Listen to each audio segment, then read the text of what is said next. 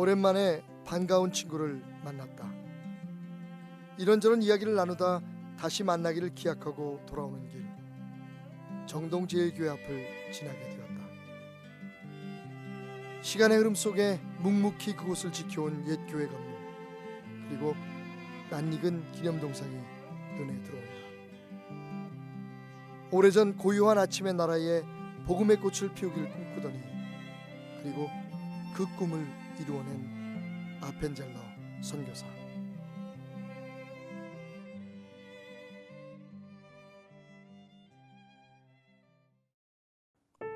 (1858년 2월 6일) 미국 펜실베니아주 서던튼에서 태어난 아펜젤러 선교사는 일본 선교를 마음에 품고 있던 중 파울로 감독의 권유로 1884년 아내 엘라다지와 함께 미지의 나라, 은둔의 나라 조선을 향해 출발한다.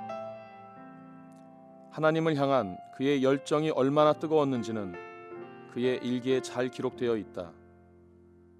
나에게 야망이 있다면 그것은 주님을 봉사하는 데 완전히 헌신하는 것이다. 하지만 그의 가족들은 아펜젤러가 그 이름조차 생소한 조선이라는 곳에 선교사로 가는 것을 반기지 않았다. 사랑하는 아들이 조선이라는 땅에서 익사하는 환상을 보았던 그의 어머니는 불안해하며 더욱 강하게 만류했지만 주님을 위해 온전히 자신의 삶을 드리기로 작정한 그를 막을 수 있는 것은 아무것도 없었다. 그는 오직 하나님의 뜻이 이루어지기를 기도할 뿐이었고, 이처럼 하나님을 향한 그의 사랑은 선교에 대한 열정으로, 선교에 대한 소망은 조선이라는 곳으로 그를 강하게 이끌었다.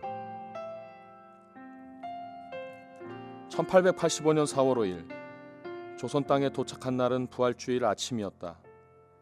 그가 타고 온 배는 임신한 부인과 언더우즈 선교사가 동승하고 있었다. 우리는 부활절 아침에 여기 도착했습니다. 죽음의 철장을 산산히 깨뜨리시고 부활하신 주께서 이 백성을 얽어맨 결박을 끊으시고 그들에게 하나님의 자녀가 누리는 자유의 빛을 허락하소서. 이 땅에 첫 발을 디딘 그의 기도였다.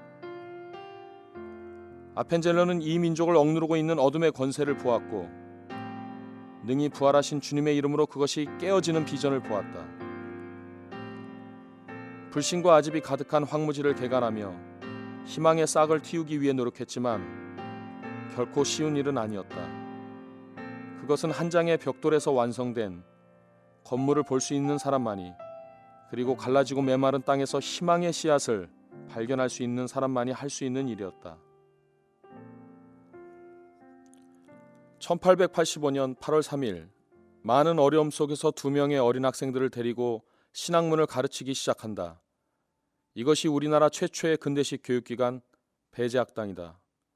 배제학당이라는 학교 명칭은 그 다음 해인 1886년부터 사용하기 시작했다. 1886년 6월 8일 고종이 배양영제라는 글을 내려주었던 것이다. 이는 나라가 필요로 하는 훌륭한 인재를 양성하라는 뜻이다. 배제학당에 요기되자 당위 인역, 크게 되고자 하는 자는 마땅히 다른 일을 섬겨야 한다는 당우는 오직 예수 그리스도의 가르침으로 학생들을 양육하고자 했던 그의 교육자로서의 신념이 잘 담겨져 있다. 1890년대에 들어 아펜젤러는 신안 교육을 한층 강화하였다. 아직 신약 성경 완역 출간이 불가능한 상황이었지만 배제학당에서는 한문 신약 성경을 교과정의 일부로 삼았다. 즉 입학한 모든 학생에게 기독교 교육을 실시한 것이다. 우리나라 최초로 전인교육에 힘썼던 배제학당의 설립자였던 아펜젤러 목사님은요, 이 부유층 학생들이 학교에 올 때도 하인들을 대동하고 오는 것을 보면서 하인들을 대동하지 않고 다니는 것이 공부의 시작입니다 라고 말씀하시곤 하셨답니다. 고종 황제가 땀을 뻘뻘 흘리면서 테니스 치는 선교사들을 바라보면서 야, 저렇게 힘든 건 하인들에게나 시키지 라고 말했다고 하니까 그 당시에 우리의 사고방식이 어땠는지 또 생활습관이 어땠는지를 잘 보여주는 예인 것 같습니다. 아펜젤러는 언더우드와 함께 성경 번역에도 힘썼으며 1896년부터는 독립신문을 인쇄하며 신문 편집에 도움을 주기도 한다. 그는 단지 선교 및 교육 활동에 치중한 것이 아니라 한국의 독립과 주체의식의 회복, 그리고 근대화를 위한 사역에도 최선을 다했다.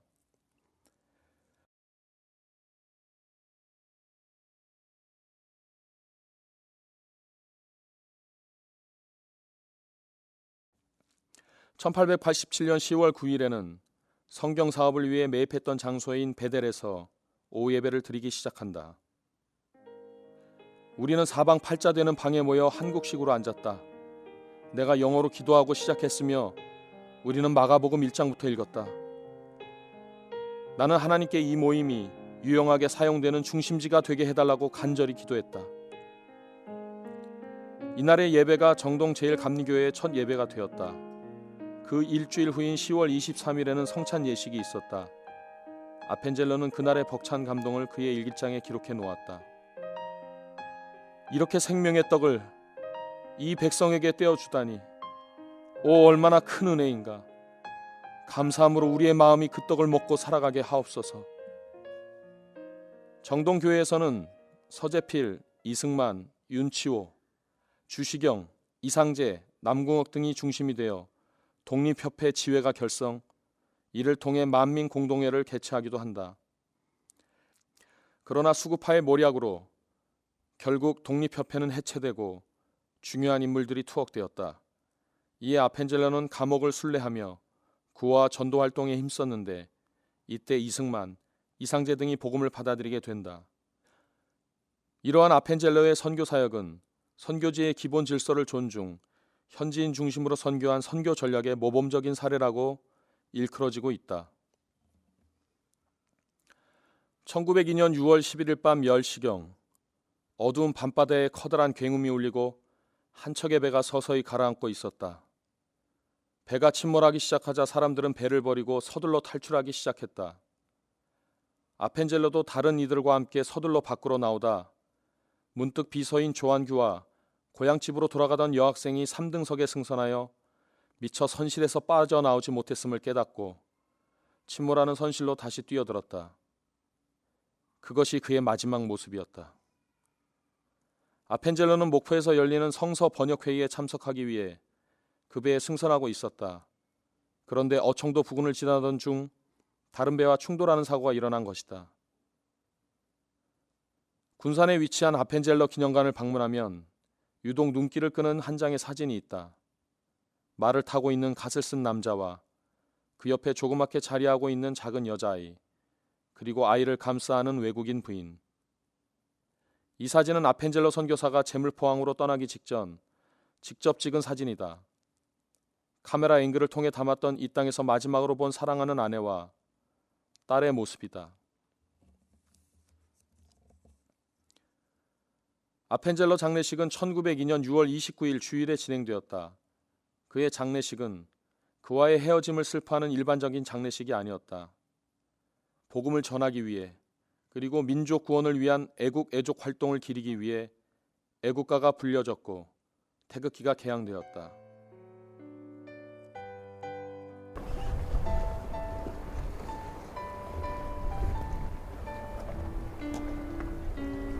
아펜젤러 목사님의 자취를 쫓다 보니 우리나라 최초의 성경 전래지인 마량진까지 오게 되었습니다.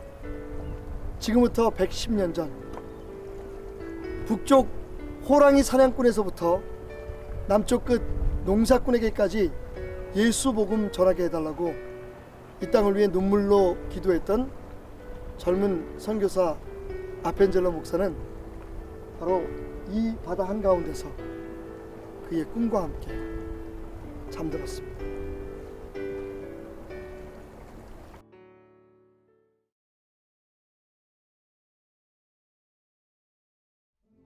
아펜젤러, 그는 하나님 곁으로 갔지만 이 땅을 위한 아펜젤러 가문의 사랑은 계속되었다.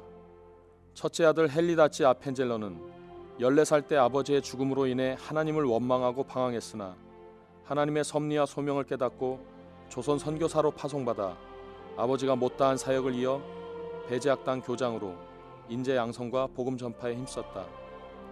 치료를 위해 미국으로 돌아간 그는 나의 뼈를 나의 고국이요 사랑인 한국 땅에 묻어 주십시오 라는 유언을 남겼고 그의 유언에 따라 그의 유해는 한국으로 옮겨졌다. 딸 앨리스 레페카 아펜젤러. 그녀는 이화학당 교장으로 헌신하다 1950년 2대 강단에서 설교를 하던 중 하나님의 부르심을 받았으며 막내 또한 이화학당 교수로 한국 선교에 헌신했다. 한국에서 나의 사랑하는 교회의 초석을 놓는 데에 내 평생을 기꺼이 바치겠다. 아직 건물을 바라보지 마라. 실망할 것이기 때문이다. 다만 그 건물을 위해 기도하라. 내가 가지고 있는 야망이란 이 나라 전체에서 그리스도를 설교하는 것이다. 나는 주께서 나를 보내신 것을 믿고 있다. 생명의 메시지, 나는 그것을 충실하게 전파하기를 원한다. 동방의 한 작은 나라, 아직 어둠에 잠겨있던 사람들의 마음을 예수의 빛으로 밝히기 위해 그들을 그리스도께로 인도하기 위해 자신의 몸을 사르던 선교사 아펜젤러. 그는 사람이 친구를 위하여 자기 목숨을 버리면 이보다 더 큰 사랑이 없나니라는 주님의 가르침을 온전히 따른 것이다. 그 사랑으로 거친 황무지에서 새싹이 자라는 꿈을 꿀 수 있었고 그 꿈을 이룬 사람이었다. 하나님의 사랑을 가슴에 품은 한 선교사의 꿈으로 인해 이 땅에 복음의 씨가 뿌려졌고 결실이 맺어졌다.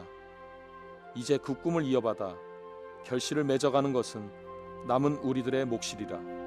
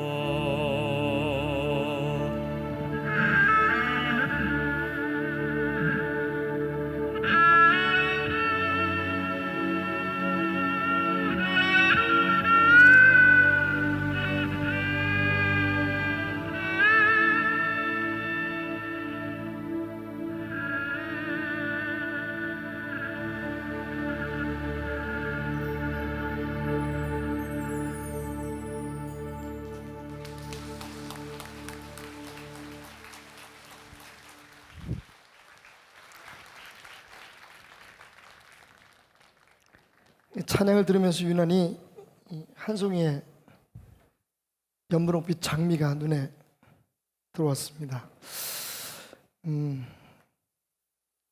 지난 금요일에 꽃꽂이를 했는데 벌써 시들어가는 것 같습니다. 시간이 지나면 이 아름답고 화려했던 꽃도 언젠가는 아주 시들어 그 모양을 알아보기 어렵게 되겠죠? 그러면 우리는 어떻게 해야 될까요? 다시 이 꽃을 보기 위해서는 아마도 이 꽃을 피우기 위해 오래전 어느 땅인가 이 장미에 씨 하나가 심겨졌다는 사실을 생각해내야 할 것입니다. 그리고 그 씨를 다시 심으면 되겠죠. 5주에 걸친 철로역전은 그런 의도로 준비되었습니다. 어쩌면 오늘 원래의 그 아름다운 빛과 영광을 잃어가고 있을지도 모르는 우리들의 모습 속에서 정말 하나님께서 원하시는 참된 교회의 그리고 하나님 나라의 영광을 되찾기 위해 오래전 심겨졌던 그 씨앗들을 찾아보기 위해 우리는 이렇게 오늘도 모였습니다.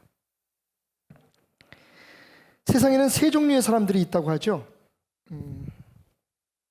꿈을 꾸고 그 꿈을 이루어가는 사람들, 또 꿈은 꾸는데 꿈을 위해서 아무런 희생도 노력도 하지 않아서 그저 꿈만 꾸면서 살아가는 사람들, 세 번째는 그 꿈조차 없는 사람들, 이렇게 세 종류의 사람들이 있다고 합니다. 그리고 이 세상을 아름답게 만들고 이 세상을 살만한 곳으로 만들어가는 사람들은 바로 그 꿈을 꾸고 꿈을 이루어가는 사람들입니다. 지금부터 약 110년 전 26살의 한 미국인 선교사가 꿈을 안고 제물포항에 도착했습니다. 여러분 들으셨습니까? 26살입니다.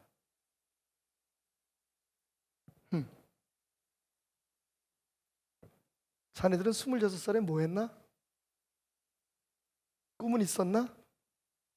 왜 내가 저쪽만 보고 얘기하지? 상처받겠다 또. 꿈이 없으면 상처받습니다. 꿈이 있으면 오늘의 이 수모를 이겨낼 수 있는데. 제가 생각해봤어요. 26살 때 나는 무슨 꿈을 꿨나? 그때는 여자 뒷공무니만 졸졸졸졸 쫓아다녔던 것 같아요. 26살의 어린 나이에, 젊은 나이에 그의 마음속엔 저 북쪽 땅끝 호랑이 사냥꾼에서부터 저 남쪽 끝 농사꾼에 이르기까지 이 땅에서 예수의 복음을 노래하는 날이 오게 하소서라고 하는 꿈을 안고 이 땅에 온 아펜젤러의 삶, 그 삶은 오늘 5만 개, 아니 그 이상의 수많은 교회들을 이 땅에 꽃피게 했을 뿐만 아니라 이 땅의 독립과 그리고 신교육을 자리 잡게 하는 데에 큰 열매를 맺었던 것입니다. 그런데 오늘 그 꿈은 어떻게 우리의 삶 속에서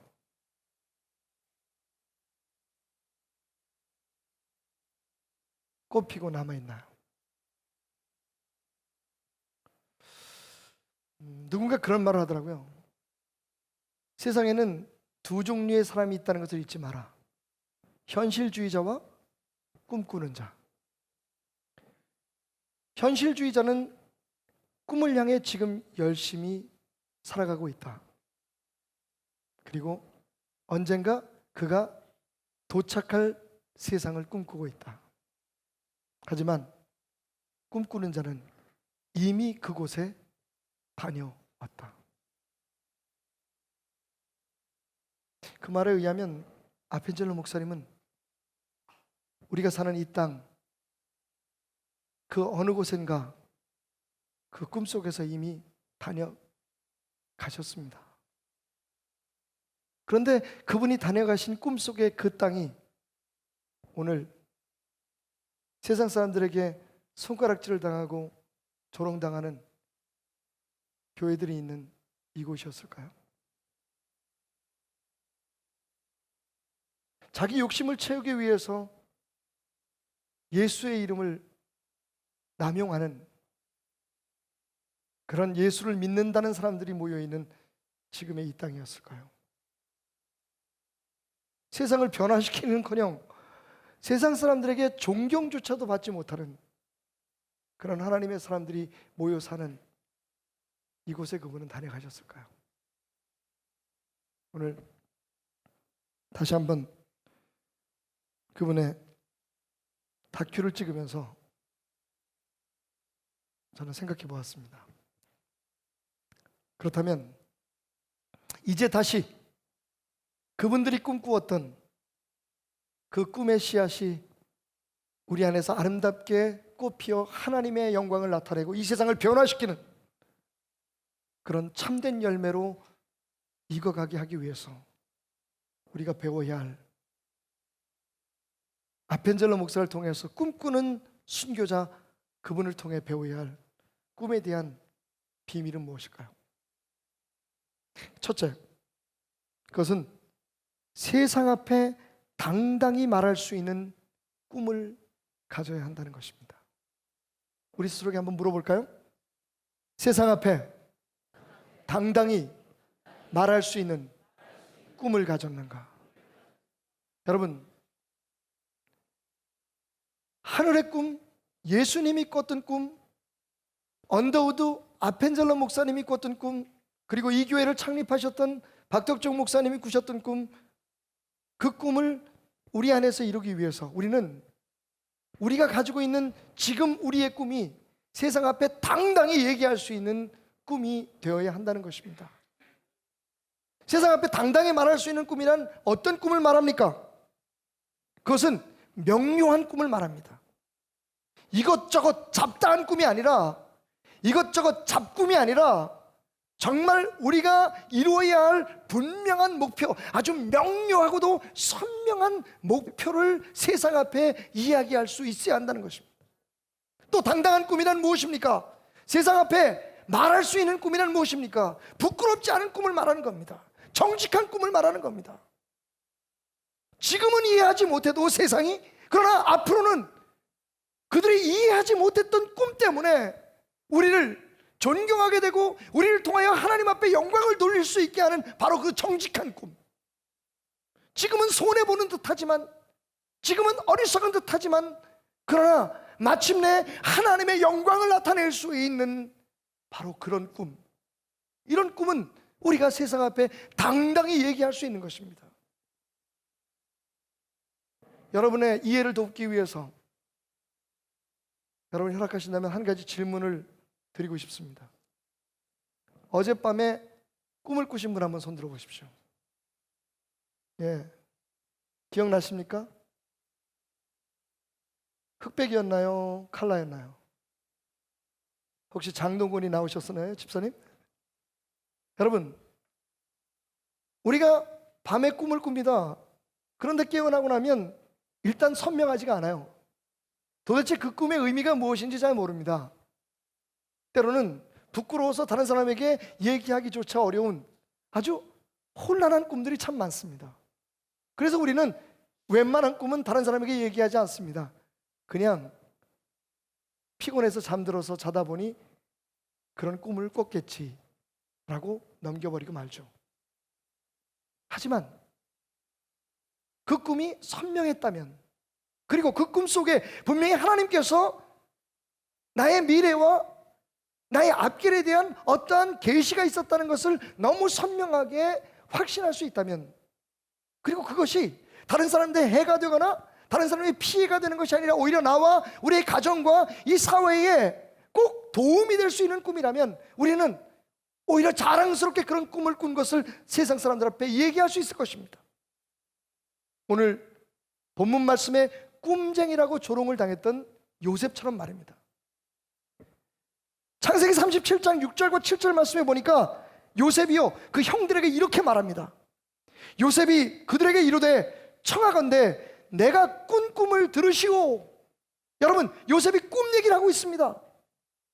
뭐라고 얘기합니까? 우리가 밭에서 곡식단을 묶고 있는데, 밭에서 형님과 내가 곡식단들을 묶고 있는데, 당신들의 단은, 내 단은 일어서 있고 당신들의 단은 내 단을 둘러서서 내 단 앞에 절을 합디다. 형님들, 내가 어제 꿈을 꿨는데요, 그 꿈이 너무 선명합니다. 형님들, 이 꿈은 꼭 여러분 당신들에게 이야기를 해야겠습니다. 들어보십시오. 그 꿈은 이렇습니다. 내가 서 있고 형님들이 내 앞에 절을 합디다. 여러분, 그 꿈의 뜻은 무엇입니까? 형님들이 화를 냈던 그 꿈의 의미가 무엇입니까? 요셉이 주인이 되고 형인 우리들이 그 요셉 앞에 절을 하는 종이 되겠다는 꿈입니다. 형들이 화를 냅니다. 그런데 요셉은 그 얘기를 당당하게 말했습니다.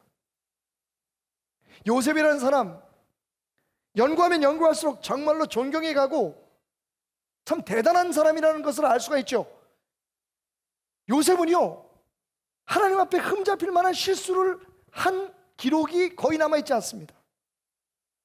우리가 흔히 하는 불평도 없었고 원망도 없었고, 여러분, 그는 잠시 눈앞에 보이는 이익을 위해서 자신의 순결을 팔아버리지도 않았고, 간음도 하지 않았고, 거짓말도 하지 않았고, 주인의 물건에 손도 대지 않았고, 그렇게 어려운 나날들의 삶을 살면서 타협하지 않았습니다.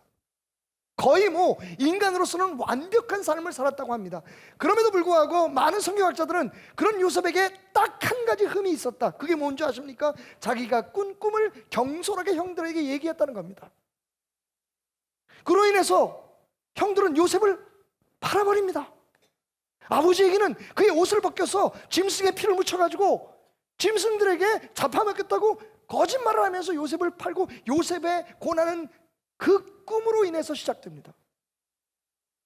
그래서 많은 사람들은 얘기하기를, 요셉이 그때 그 꿈을 얘기하지 않는 것이 옳았을 것이다. 그런데 여러분, 다시 한번 생각해 봅시다. 저는 오히려 요셉이 그 꿈을 이야기하지 않을 수 없었다고 생각합니다. 왜? 너무 분명했으니까.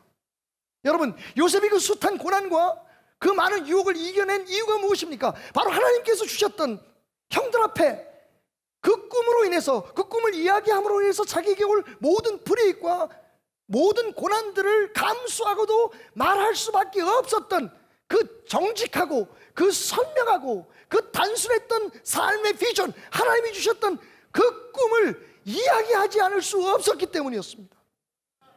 여러분, 우리 베델교회의 꿈은 무엇입니까? 한국교회의 비전은 무엇입니까? 세상이 그것을 알고 있습니까? 왜 우리는 두리뭉실 우리의 꿈을, 우리의 계획을, 내년도의 목표나 10년 후의 목표를 우리만 품고 있는 겁니까? 한마디로 말씀드리면 세상 앞에 자랑할 것이 없기 때문입니다. 오늘도 수많은 교회들이 내년 이맘때 몇만 명의 교회를 만들고, 1년 재정은 몇백억이 되는 교회를 만들고, 지교회는 몇 개를 세우고, 여러분, 그런 꿈은 세상 앞에 말하기 부끄럽습니다. 그런 꿈을 말하면 세상은 또 우리를 향해 욕할 것입니다. 기껏해야 교회들이 꾸는 꿈이 저것이냐고. 그래서 우리는 우리끼리만 알고 지내려고 합니다. 교회에 나가서 당신이 꿈꾸는 미래는 무엇이냐고 사람들이 물어보면 아이들 좋은 대학 가는 거고 우리가 넓은 집에서 사는 것이라고 당당히 세상 앞에 말할 수 있는 사람이 어디 있겠습니까? 왜? 우리의 꿈이 정직하지 않기 때문입니다. 예수님께서 십자가의 그 살과 피를 우리에게 주시면서 죽기까지 꿨던 꿈이 아니기 때문입니다. 세상도 조롱할 만한 꿈을 우리는 세상 앞에 당당히 얘기할 수 없는 겁니다. 여러분, 요셉의 꿈은 형들에게 인정받지 못했습니다. 그로 인해서 오히려 요셉은 고난을 당합니다. 그러나 분명히 그것은 하나님이 주신 꿈이었고, 그것이 요셉의 운명이었고, 요셉이 나갈 길이었고, 그로 인해서 요셉의 가문뿐만 아니라 이스라엘이라고 하는 민족을 하나님의 섭리 가운데 살리고 일으키는 꿈이었기에 요셉은 그것을 당당히 얘기할 수 있었던 겁니다. 사랑하는 여러분, 우리 베델교회 꿈이 누가 들어도 정말 예수 믿는 사람들은 저런 꿈을 꿔야 돼, 맞아, 저게 아마 예수님이 꿨던 꿈일 거야 라고 얘기할 수 있는 꿈이 될 수 있도록 합시다. 여러분들이 꾸는 꿈이 이 세상 모든 사람들이 꾸는 그런 꿈, 일장춘몽, 개꿈, 유토피아의 꿈, 오히려 우리의 삶에 해로운 꿈이 아니라 세상을 밝은 빛으로 끌어내고, 아펜젤러 목사님이 기도했던 것처럼 우리는 부활절 아침에 이 나라에 왔습니다. 쇠창살을 깨고 죽음의 권세를 이겨내신 주님께서 이 땅에 죄악에 얽매여 있고 무지에 얽매여 있는 백성들을 자유케 하소서. 그 기도처럼 세상 앞에 당당히 말할 수 있는, 세상 앞에 당당히 보여줄 수 있는 꿈을 꾸는 성도, 그런 교회가 되기를 주님의 이름으로 축원합니다. 우리 교회 목사를 총회장을 만들고 전 세계에서 제일 큰 교회를 만드는 꿈은 부끄러워서 얘기조차 할 수 없습니다. 죄송합니다만 오늘 감리교회 뿌리가 있는 분들은 용서하고 들어주십시오. 아펜젤러 목사님이 감리교 목사님이었다는 사실을 알고 계십니까? 그분이 꿨던 꿈이 이런 꿈이었습니까?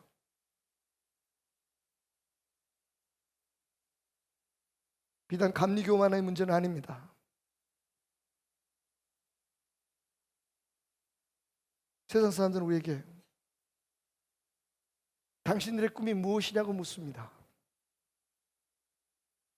그때도 부귀와 영화요, 명예와 권력이라고 말하겠습니까?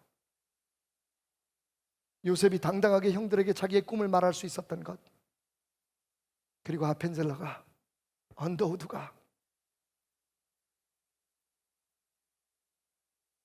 저 무지한 공산당의 총에 맞아 피를 흘리며 죽어가던 손형원 목사님이, 그리고 공산당의 죽창에 찔려서 죽어가던 문주경 전도사가 꿨던 그 꿈이 세상 앞에 당당히 선포될 수 있었다는 것은, 그 꿈은 분명하고 선명하고 아름답고 정직한 예수의 꿈이었기 때문입니다.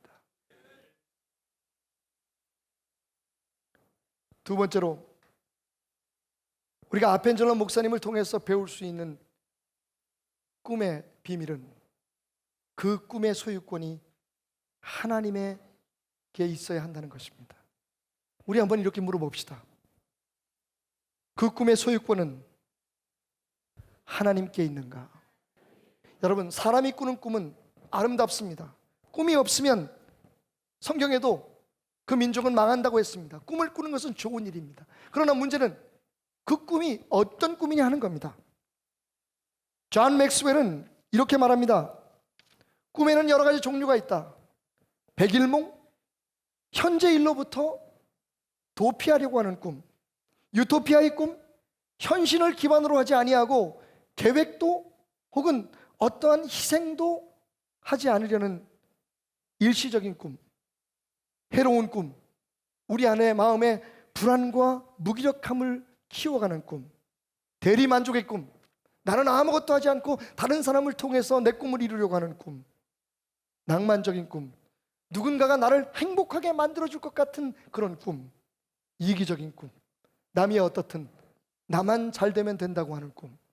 여러분, 이 모든 꿈들이 다 꿈이지만 유익하고 아름다운 꿈은 아닙니다. 이런 꿈들은 흔히 우리가 꾸는 우리만의 꿈입니다. 사실 이런 꿈들은 이루어지면 오히려 해로울 수도 있습니다. 그런데 여러분, 하나님의 꿈, 하나님과 함께 꾸는 꿈, 하나님이 주신 꿈, 하나님의 손에 붙들린 하나님 소유권의 꿈은 어찌하든지 이루어질 뿐만 아니라 그 결과가 아름다울 수밖에 없습니다. 제가 이번 다큐를 찍으면서 다시 한번 감탄할 수밖에 없었던 것은 언더우드 목사님 가문도 마찬가지고요. 특히 아펜젤러 목사님의 가문을 보십시오. 14살 때 헨리 다치 아펜젤러의 아버지인 아펜젤러 선교사님이 순교를 하셨습니다. 순교하는 순간까지 그 아들의 눈에는 그 아버지의 꿈이 이루어지는 모습이 보이지 않았습니다. 그때까지만 해도 예수 믿는 사람들은 서양 귀신을 따르는 양귀자라고 조롱을 받는 시대였습니다. 14살의 어린 소녀는 이렇게 스스로에게 질문을 했습니다. 도대체 우리 아버지가 이곳에서 한 것은 무엇인가? 과연 이 땅에서 지구 어느 구석에 그 이름조차 듣지 못한 곳에 와서 우리를 낳아서 우리를 키워서 항상 타양과 같은 이곳에서 자기의 목숨까지 잃어가면서 그 아버지가 남긴 일은 무엇인가? 이루어놓은 것은 무엇인가? 14살의 소년이었던 다치 아펜젤러는 그 아버지를 원망하고 증오했다고 합니다. 그런데 여러분, 무슨 일이 벌어졌습니까? 그가 그렇게 미워하고 그렇게 부끄러워했던 아버지의 뒤를 잇습니다. 배제학당의 교장이 돼요. 그뿐이 아닙니다. 두 딸, 특별히 큰 딸은요, 이화학당의 교장으로 봉직하는 가운데 1950년 강단 위에서 하나님의 말씀을 증거하다가 순교를 합니다. 그리고 그 집안의 막내딸조차도 아버지의 뒤를 이어 이화학당의 교수로서 봉직하며 그의 일생을 마치죠. 여러분, 이것이 바로 하나님이 주신 꿈이 이루어지는 모습입니다. 내가 꾸는 꿈은 내가 없어져 버리면 끝납니다. 나의 썩어질 육신과 함께 땅속에 파묻혀 버리면 그것이 끝입니다. 우리 베델교회가 꾸는 꿈은 베델교회의 흥망성쇠와 함께 일어나기도 하지만 사라질 수도 있습니다. 하지만 하나님께서 주신 꿈, 하나님의 소유의 꿈, 우리의 꿈이 하나님의 손에 붙들려 있으면 대를 이어서 이루어지는 역사가 일어날 줄 믿습니다. 반드시 이루어지는 것이 하나님의 꿈일 수밖에 없기 때문입니다. 바로가 꿈을 꿉니다. 그런데 그 꿈을 해석해 줄 사람이 아무도 없어요. 그 가운데 요셉이라고 하는 한 히브리 노예가 꿈을 잘 해석한다는 소문을 듣습니다. 요셉이 바로 앞에 불림을 받습니다. 그리고 바로는 그에게 자기의 꿈을 얘기합니다. 그때 요셉은 창세기 41장 32절에서 33절 말씀에 기록되어 있는 그 구절을 통해서 이렇게 말합니다. 바로께서 꿈을 2번 겹쳐 꾸신 것은 하나님이 이 일을 정하셨습니다. 하나님이 속히 행하시리니 이제 바로께서는 명철하고 지혜 있는 사람을 택하여 애굽 땅을 다스리게 하시고, 여러분, 요셉은 정확히 알았습니다. 바로가 꾼 꿈이 바로의 꿈이 아니라 하나님께서 이 세상을 움직이기 위해서 바로라고 하는 한 인간에게 주신 꿈이라는 사실을. 그래서 고백합니다. 선포합니다. 하나님이 주신 꿈이니 속히 이루어질 겁니다. 그 꿈은 이루어질 수밖에 없다는 겁니다. 그러니 그 꿈을 위해 준비하라는 겁니다. 어떻게 요셉은 그렇게 당돌하게 얘기할 수 있었을까요? 그가 품었던 꿈이, 그리고 그가 지금도 붙들고 살아가고 있는 그 꿈이 그의 삶에 진정한 에너지를 공급하고 모든 역경과 어려움에서도 이겨낼 수 있도록 그를 지탱해 준 그 힘이 바로 하나님이 주신 그 꿈이었다는 것을 알고 있었기 때문입니다. 요즘 미국이 하는 일들을 보면서 미국에 대한 적대적인 감정들이 적지 않게 우리 안에서 일어나고 있는 것을 볼 수 있습니다. 있는 사실에 대해서 우리가 느끼고 행동하는 것에 대해서는 우리도 정직해야 합니다. 하지만 분명한 것은 지금 우리 눈에 보이는 여러 가지 환경과 상황 때문에 그 옛날 26살에 1885년 부활절 아침 이 땅에 하나의 꿈의 씨앗이 되어 저 차가운 바다 속에 그 육신과 꿈을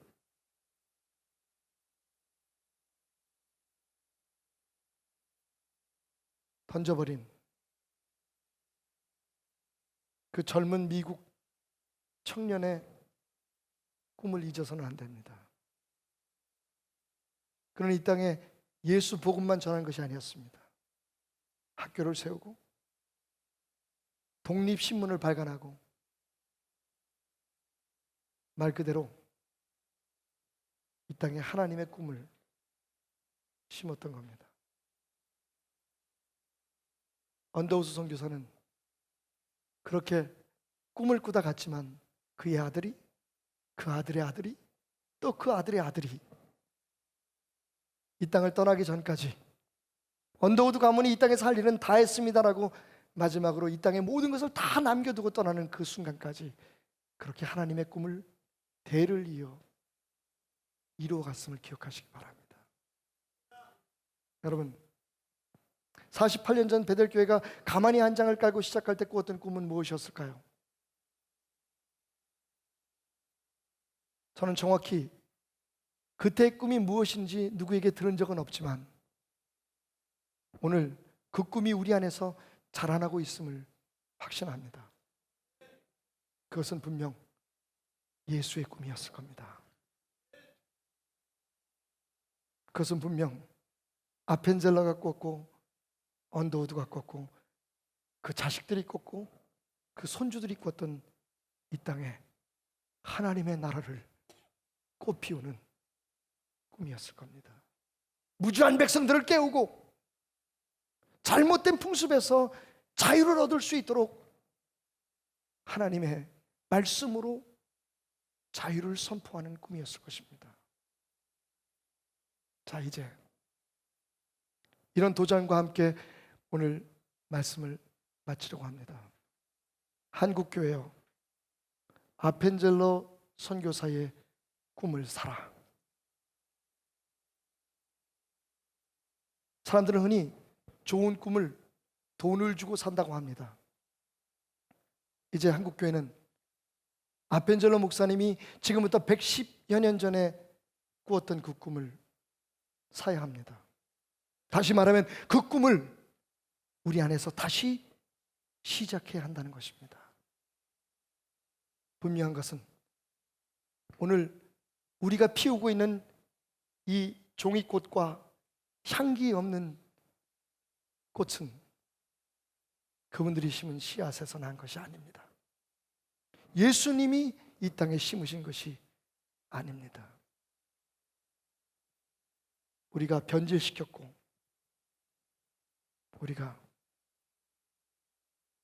오염시켰습니다.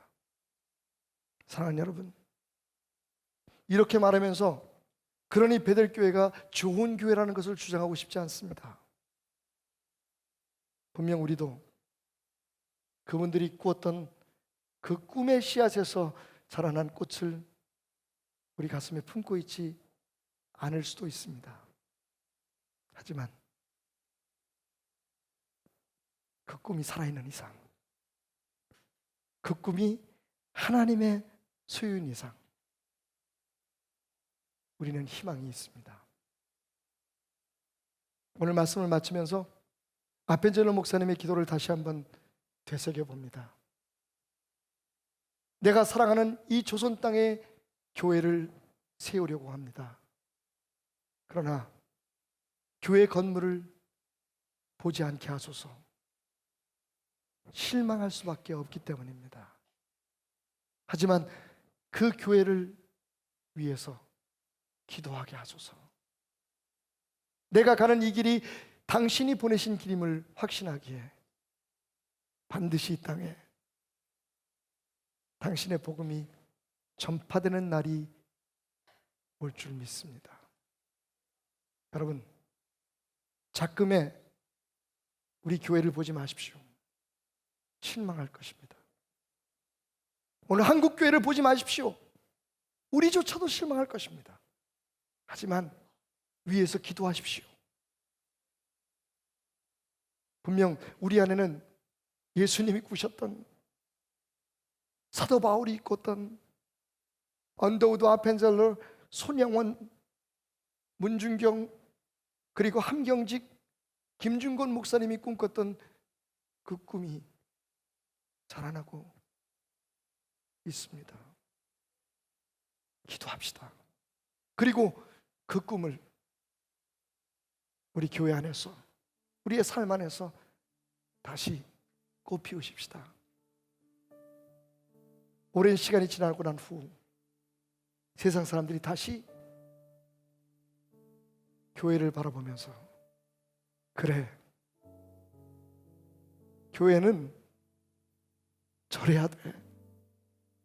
누가 교회가 이 땅 위에서 없어져야 할 집단이라고 말했어? 예수 믿는 사람들이 이 땅의 마지막 소망이야. 오래전 그랬던 것처럼 고백하는 날이 돌아올 것입니다. 기도합시다.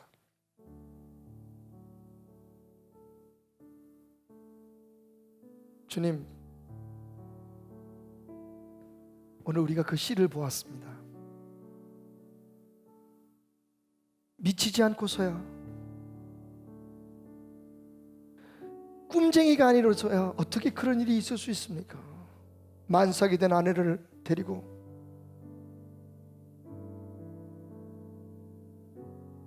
몇 달에 걸쳐 태평양을 건너 이 땅에 와서는 그나마 마지막 작별 인사조차 하지 못하고 다른 사람들을 살리기 위해 자기의 몸을 버려 순교했던 그 사람의 꿈이,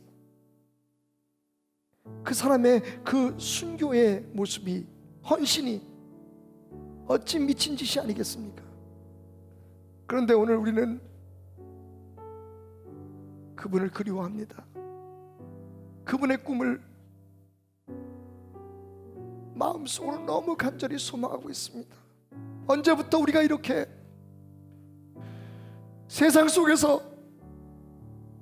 속물이 되어가고 있는지, 우리들의 교회가 언제부터 하나님의 꿈이 아닌 세상의 꿈과 하나님의 꿈을 뒤범벅해서 꾸기 시작했는지. 주님, 저기 꿈쟁이가 온다. 저 꿈쟁이를 죽여버리자. 요셉을 보고 말했던 형들처럼 지금은 우리가 그런 욕을 얻어먹어도 꿈이 있다면 괜찮은데, 꿈이 피어나고 있다면 괜찮은데, 하나님, 그나마 잘못된 꿈을 꾸고 꿈조차 엎쳐서 고난을 받는다면 이 어찌 부끄러운 일이 아니겠습니까?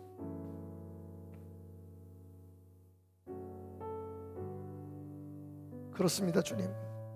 그럼에도 불구하고 예수 흘리신 보혈 속에 숨겨져 있던 그 씨가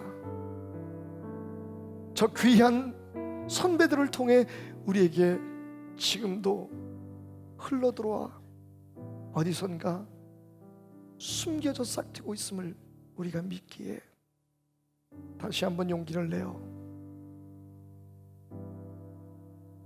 꿈을 꾸기 시작하렵니다.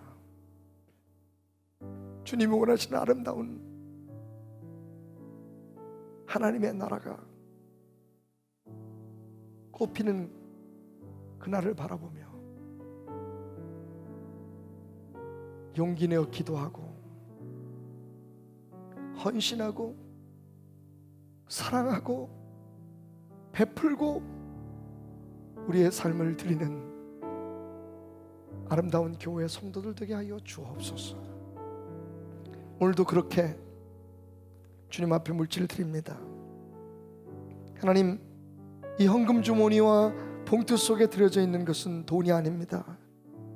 이것은 주님의 꿈이요 우리의 꿈의 대가입니다. 적은 것 드려서 죄송합니다, 주님. 이것뿐이 못 드려서 정말 송구스럽습니다. 하지만 우리의 이 꿈을 받으시고 이 꿈 속에서 주님의 영광 나타나게 하소서. 병든 자들이 치유받고 소망을 잃은 사람들이 소망을 찾고 자살을 결심한 사람들이 다시 살아야겠다는 용기를 얻을 수 있는 생명의 기적을 일으키는 물질이 되게 하여 주시고 하나님의 교회가 세상 앞에 부끄럽지 않게 설 수 있는 축복의 재물 되게 하여 주옵소서. 그리고 이 물질을 드리는 우리들은 이 예배가 마치고 저 세상으로 나가 우리의 삶을 산 제사로 마지막 한순간까지 드림으로 하나님 앞에 영광 돌리는 삶을 살게 하여 주옵소서. 우리의 꿈을 온전히 주님의 손에 맡겨드리며 예수님의 귀하신 이름으로 축복하며 기도드렸습니다. 아멘.